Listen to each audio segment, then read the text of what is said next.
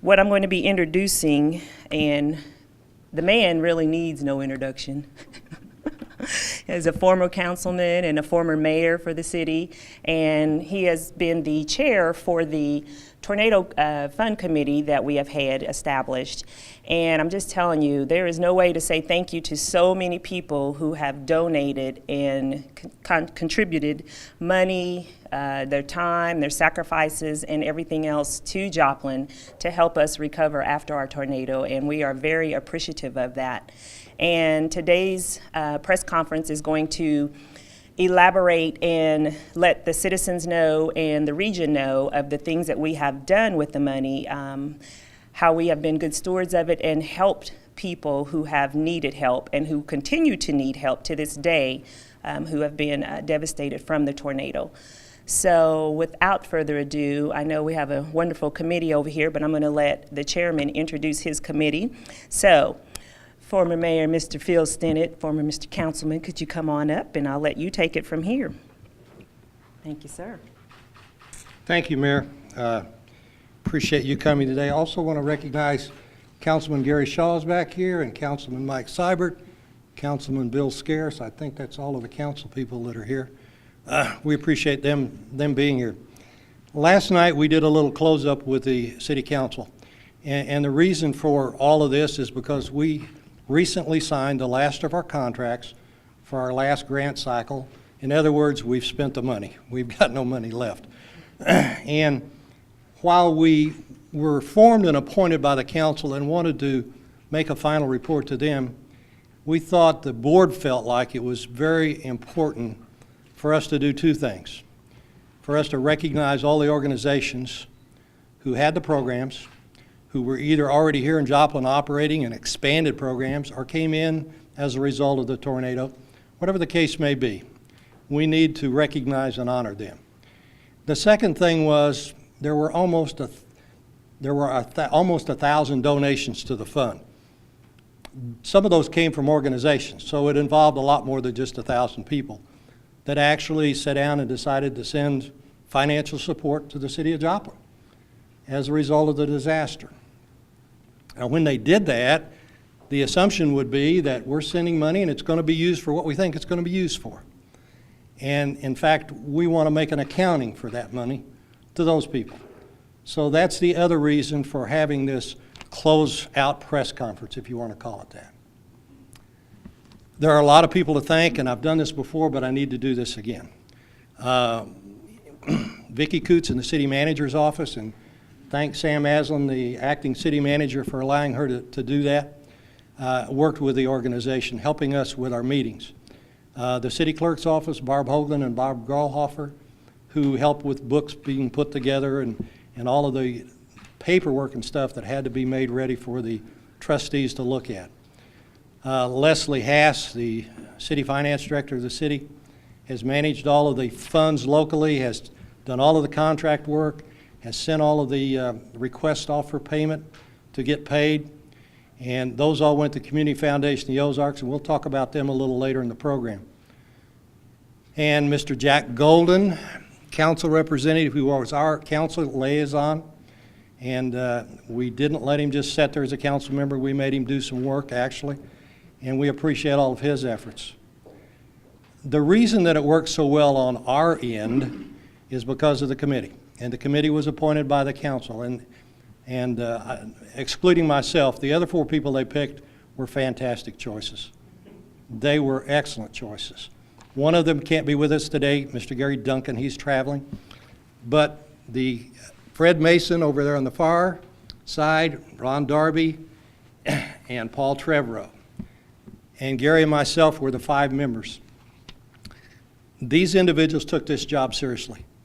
They came prepared, they studied, they came to the meetings prepared to express their opinion, listen to the presentations we had, and make what they felt were the best choices possible with the funds we had available. And I will tell you, we could have had 10 times the money we had, and we still wouldn't have had enough. So it wasn't easy making some of the decisions that they made. But they are the reason why it works so smoothly from a local standpoint. As I said earlier, almost 1,000 people decided to send money for us to be able to implement programs. And our very nice PIO officer, wherever she's hiding at, back in the back, Lynn, has put together a list of all of the agencies that this board made grants to. And there's no way in the world that we can thank them enough, because without them, the money would have meant nothing, quite frankly, without the programs they put together. And so we owe them a debt of gratitude. We owe them, the community owes them the thanks, not just for the work they've done since the tornado, but in most cases they're out there and have been out there long before and will be there long after. But because of their ability to mobilize their resources, come up with the means to put together new programs and new opportunities for this community to regrow, we were able in a small part to provide some funds to help with some of that. And I want to introduce a few of those people in a minute, but I want to just talk a little bit about some of the things that the money got granted for. Basically, our bylaws, which were given to us by the City Council, said that we could do business to relieve tornado survivors, victims, to rebuild and restore infrastructure, and enhance future disaster preparedness. So those were the categories that we dealt with. And we'll talk a little bit about some of the various projects, and let's talk a little bit about emergency preparedness. We were able to pay for 5 group shelters outright. We were able to participate in the cost of 3 additional group shelters. And through Habitat, we're paying for at least 15, maybe a few more, single-family shelters in the homes that they either build or rehab. And just recently, we signed some contracts to move 11 of the FEMA shelters that the city received from FEMA and donated to some nonprofit charitable organizations who needed assistance to pay the cost of moving them from where they were out by the airport to locations. So we did have opportunities to help with the emergency preparedness. The biggest item that we got involved with was right off the bat, and that was to fund through the City of Joplin, or to the City of Joplin, almost $100,000 to purchase and distribute to the citizens approximately 4,000 emergency weather type radios. An awful lot of people had no knowledge of what was going on weather-wise the day that Joplin got hit. And at least now, 4,000 additional ones have the ability to have a radio going right there at their house. Then we got into areas where people had, businesses and companies had lost things, such as the Area Agency on Aging. Had one of their Meals on Wheels trucks that just was not going to make it anymore. We were able to fund them to purchase a brand new truck. We had several organizations who had facilities in Joplin, such as duplexes, where they were housing disabled people and people with mental impairments. And we couldn't rebuild their facilities, but we could assist them in helping to acquire land and helping to rebuild back. Then on the children's side, and that's extremely important, we were able to participate with the Ozark Center in a program that basically allowed children, teenage-type children, who may have had some trauma as a result of this, communicate with a professional without anybody having to know. It could all be done online. They could start seeking some assistance and help. Who knows what kind of trauma that may have been going on in their lives, and at their age, they were maybe a little ashamed to go talk about it.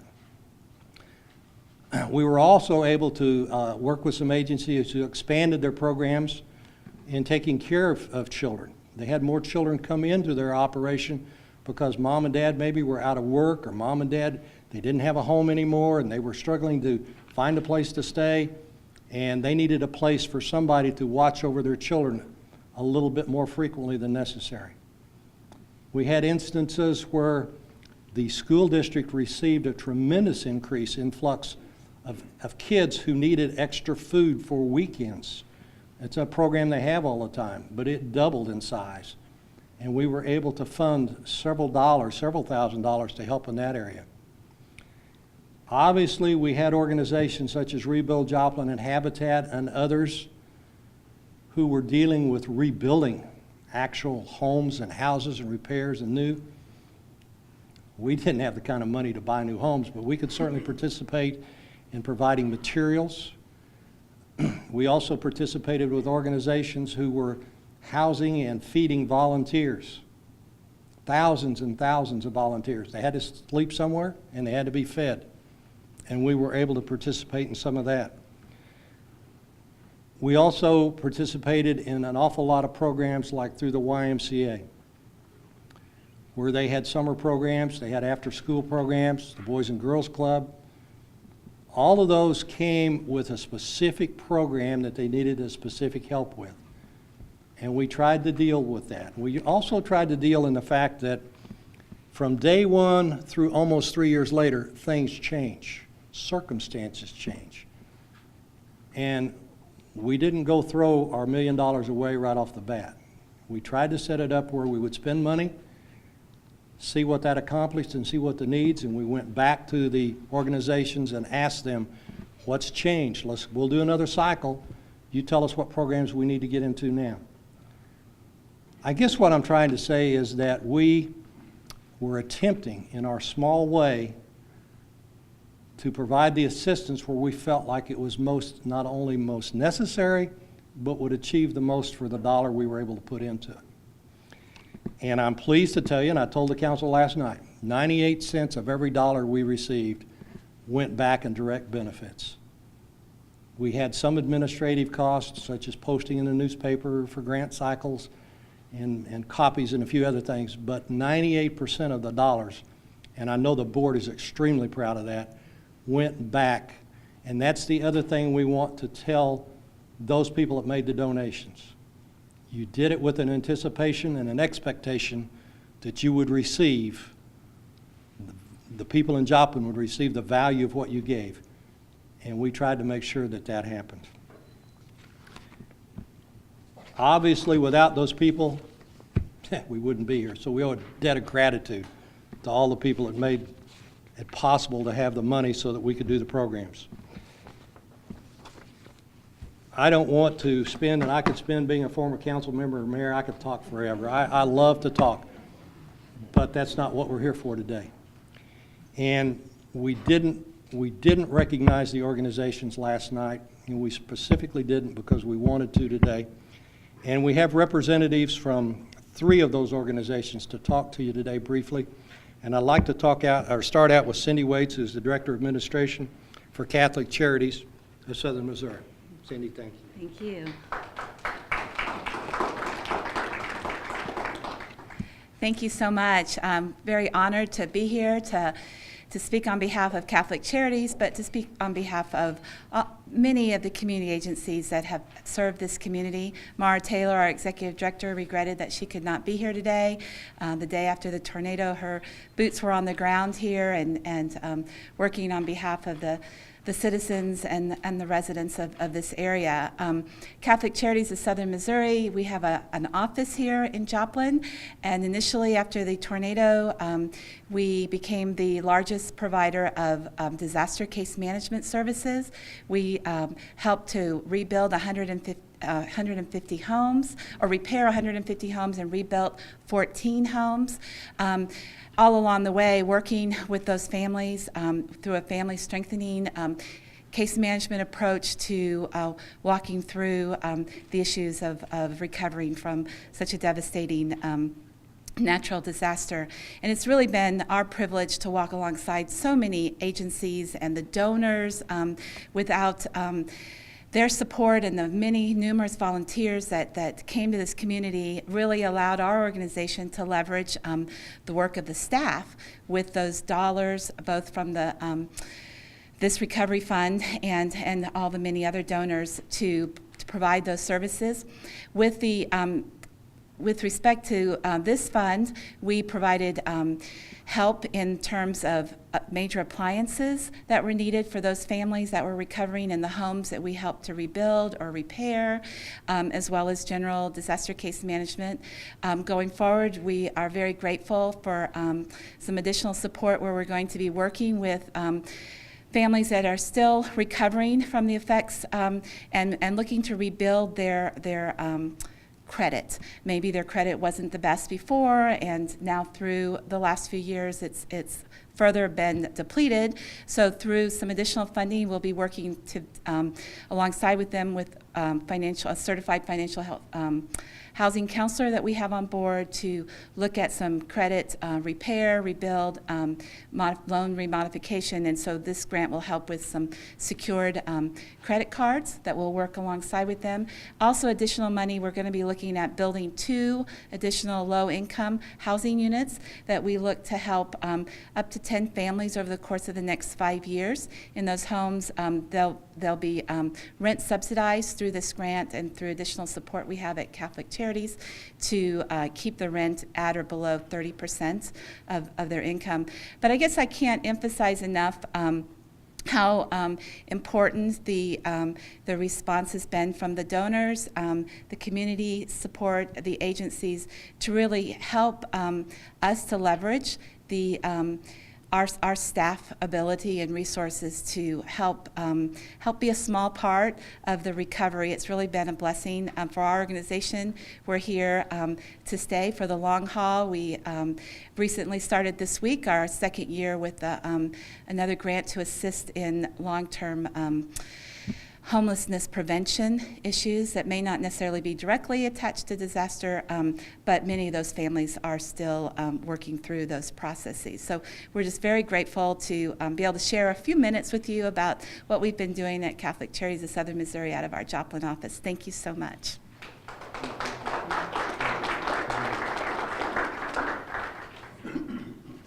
Next, we would like to have Barbie Huff, who is the Director of Development for Habitat for Humanity.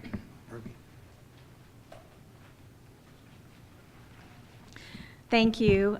Joplin Area Habitat for Humanity has been fortunate to be here serving the residents of Jasper County since 1989. And we were very fortunate. We felt to have built 33 homes for our partner families up until May 22nd of 2011. And at that point in time, our mission greatly expanded, and we have been able to complete 81 homes since then. We have 4 more that will complete within the next month, so that'll be 85 that we will have completed in that 3-year process. And that is totally due to all the wonderful volunteers and donors and support that we've had from the community. One of those supporters has been this fund, and we've been able to receive from the fund money to help support hiring a family services manager. We found out that having 30-some families to manage was fairly easy within a 2-person office, but now having over 100 families to provide service to, and that is taking in mortgage payments, working with them on education. Many of our homeowners have been renters all of their life and came from families that all they knew was renting. So we are helping them learn how to become homeowners and be good neighbors, and that takes additional support. So that was a great way for those funds to be used to help us to hire that family services manager. We've also, as Mr. Stennett has told you already, we're able to use some of the funds in our construction work in building those 81 homes. And most recently, we have received money to fund 15 and possibly more storm shelters in our homes. We did have a grant prior to now that we had already used up for homes that we were building to make sure that that safety issue that those families want to have in their homes, where they do have a place to go when the weather gets bad. It's so huge for some of our families, all of our families, to be able to do that and have that safe place to go, just as it is with our schools to have those safe places to go when the weather turns bad. So we are incredibly grateful for this opportunity to receive these funds, as we have been with all of our donors and all the support from the volunteers and the community. So we thank you very much for the funds. Thank you, Barbie. And last but certainly not least is Cookie Estrada, who is the Executive Director of the YMCA here. Good afternoon. I won't talk as long as my friend Phil did. Yeah, hard to follow on that, but first of all, I want to acknowledge and thank Phil and the board for entrusting the YMCA with the funds for us to provide the services, and during the time our community deeply needed that services. I was sitting there just reflecting on some of the comments that the two ladies just said, and I remember 2 days after the storm, sat in my office and sat around a table with my key staff, and we sat there and wondered, what the heck are we going to do to help our community? And then all of a sudden, we walked outside and we seen a family with the dad sitting there with 2 children, says, we need to provide child care. I'm proud to tell you that your YMCA, again, it's your YMCA, it's not my YMCA, was able to step up and help out the best that we possibly could. And because of those efforts, we became the largest child care provider in the 4-state area. And again, we're grateful for the funds that the committee did allow us to utilize to provide those services. We were fortunate enough to receive slightly over $78,000 in those funds, and those funds were done in 3 different capacities, and 2 of them primarily within child care, and then 1 was to go back to educate the community. The first one, we recognized that there were still a lot of traumatizing children out there that needed to go back to school the following school year of 2012 and 2013. But we also noticed we still have storms that happen in the fall, and most of us from Missouri understand when we hear that loud clacking thunder, it does raise the hair on the back and makes us concerned. So we knew that it was affecting our children. And because of that, we had some emotional disorders and also behavior disorders. So the committee felt that it was necessary that we provided paras with the children to give them that one-on-one attention. So we were able to do that. And also, people lost money. They had no funds to be able to provide or pay for the services that they were seeking. So we were able to accommodate those people who needed that services as well. The second one that we received, I believe, was for, I want to say approximately $19,000, somewhere in that vicinity. But also at the same time, there was another group of children that was in Joplin R8 with the Beacon School. And those children, they need help. They're special people. I've always considered children as God's apostles. They'll teach you everything and anything that you want to know. Just listen to a child and you will learn. And those folks, those children there, they also needed the attention. And we were fortunate enough again to receive another grant from the group. But we moved these children out to the Heritage Youth Development Center in Webb City because there was a more stabilizing area that we can provide those services in a comfort level where they would respond to the environment that surrounded them. So we were fortunate enough to receive those funds. The last funds that we did receive is that we recognized that somewhat we were unprepared in providing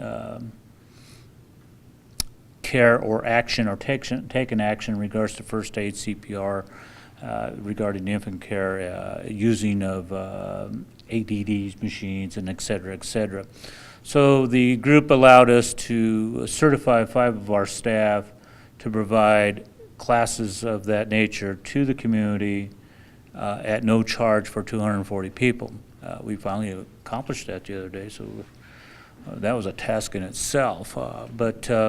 Again, we need to recognize the work that these gentlemen did in regards for our community, and then also recognizing that they took advantage of their services that they already have within their community. And I'm extremely proud that your YMCA has been in this community for such a long period of time and plan not to go anywhere for a long time.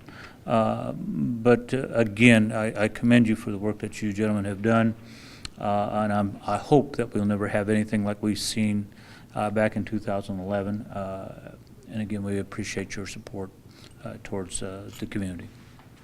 Thank you.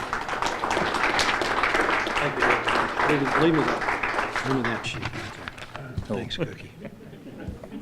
Not only can talk, he steals stuff too.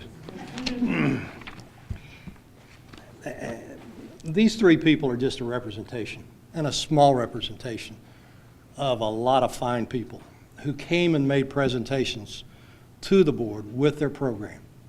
They're professionals, and I think the group as a whole would indicate to you that it was an extremely pleasurable, informative event to have those people come and speak and see the passion in their activities and their belief in what they were trying to do and what they were trying to put together. The only tearjerker part of it is we couldn't give them enough money and couldn't fund them all.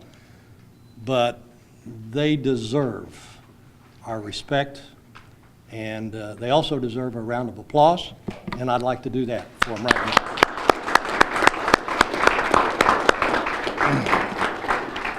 As far as all the programs, if I'm not mistaken, and Lynn, you correct me if I'm wrong, you can go to www.joplinmo.org and can see all of the programs that we have funded. So anybody in the media that wants to get more information, that's where you can go get it. Save one person for the last here. In the beginning, when this was first established, long before this board was put together, some of the leaders of the city determined that as these funds were coming in, we need to place them somewhere. We need somebody to oversee these funds, to watch after them, invest them, whatever. And they turned to an organization that many of you have heard about, and it's been in existence for a long time, the Community Foundation of the Ozarks. They have an affiliation group, Community Foundation of Southwest Missouri, here locally. And I cannot tell you how much of a comfort it was, at least for me, and I know for the committee, when we were told in the very beginning, the money's being managed by the Community Foundation of the Ozarks. You know, nobody has to worry about it. Nobody at the city has to worry about it. And not only did they manage the money, but they actually gave us all the interest that that money earned. They didn't take a penny. The only money you will see on the statement anywhere that was spent that they asked for was some postage, about $9 worth of postage. And that's it.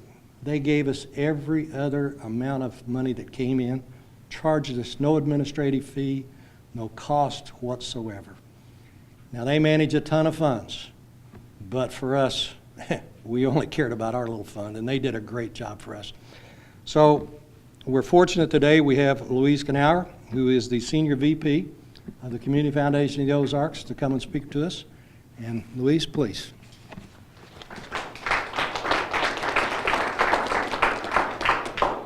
I didn't know about the $9. I'll try to get that back to the fund too. We probably didn't mean to do that. I'm really happy to be here. We want to express our appreciation to the city staff that worked so hard on this, Chairman Phil Stennett, and of course the First Response Grant Committee. We know how hard it is to run an effective grant cycle. I mean, that's something that we do every day, and it's part of our core mission. And we have at least one full-time staff person devoted to that. So when this got started, we found it really remarkable that the city staff and the citizens who formed the grants committee were able to pull off a good strong 3-cycle grant process with everything else that they had on their plates and trying to recover from one of the worst tornadoes in history. So it's remarkable to think of what they were able to do. And we want to thank the grant committee because they approached this process in a very thoughtful and in a balanced and in a very open process, which is important, I think, in any community grant-making situation. The role of what philanthropy can do in mid to long-term recovery is that it can fill gaps and it can leverage other resources and allow funding where, say, insurance didn't cover things or FEMA didn't cover things. And we know that nonprofits tend to operate on fairly tight margins, and we didn't want to see nonprofits going under or having to use all their operating reserves when they're trying to stay in business and take on the extra workload that many have expressed today from the results of dealing with the tornado. So we are really happy to see that these first response grants have allowed these area nonprofits to do their job and serve the community, and because of this private donor support for Joplin. I also want to recognize Stephanie Howard, who's the president of the Community Foundation of Southwest Missouri, and she's here today. And I just want to make note that the Community Foundation and CFSWMO also opened something called the Joplin Recovery Fund, which is also a grant-making fund for nonprofits. And we want the community to understand that the Joplin Recovery Fund is still open for business and still accepting grant applications, that we have a committee that reviews them, and kind of a similar process to what the city did. But we want nonprofits especially to get the message that there is still money for grant making out there. We're really glad that this fund has done its work, but we still have some to go. We look at recovery on a 3 to 5 year time horizon, so we're kind of right on track with that. Altogether, the CFO and the CFSWMO worked together. We opened 21 funds in total and raised about $11 million in all for Joplin's recovery. And it was all focused from, as everybody said, the donors from all over the country, all over the world, who have wanted to get involved in rebuilding Joplin and healing its residents. So this is another important step in the recovery process. The city, the Citizens Committee, and all those donors behind all these gifts should be very proud of the role that philanthropy has played in helping to rebuild and power Joplin's recovery through philanthropy. So thank you.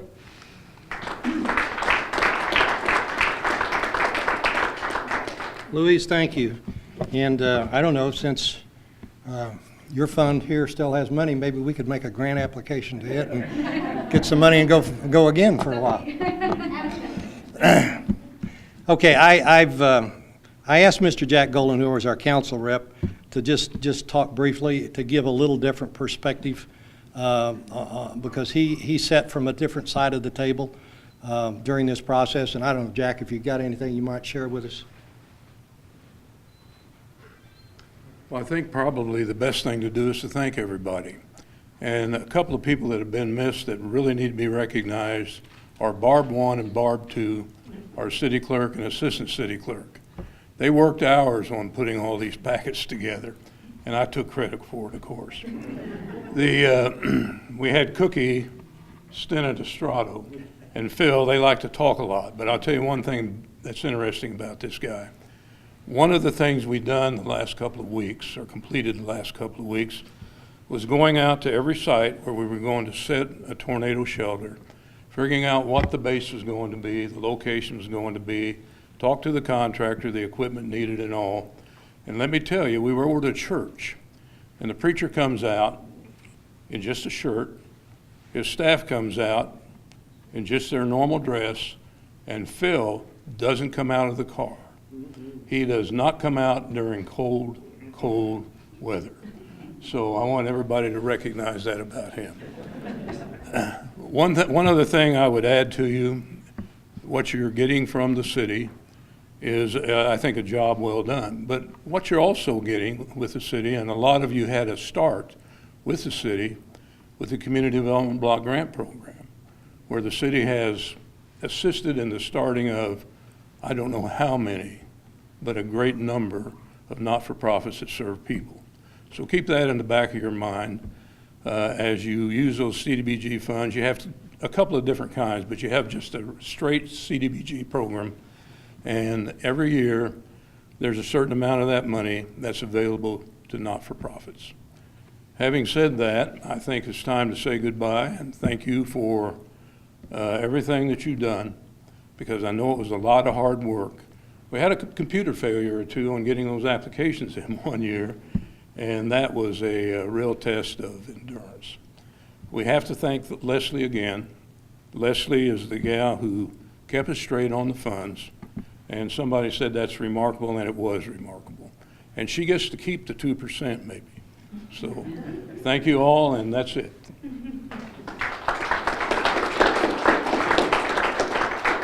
If you have any questions at all, and we appreciate you coming out today, if you have any questions at all about any part of this or anything, my 3 cohorts are over here, and they'd be glad to answer questions for you. I'm about talked out, and you don't need to hear from me anymore. But thanks again.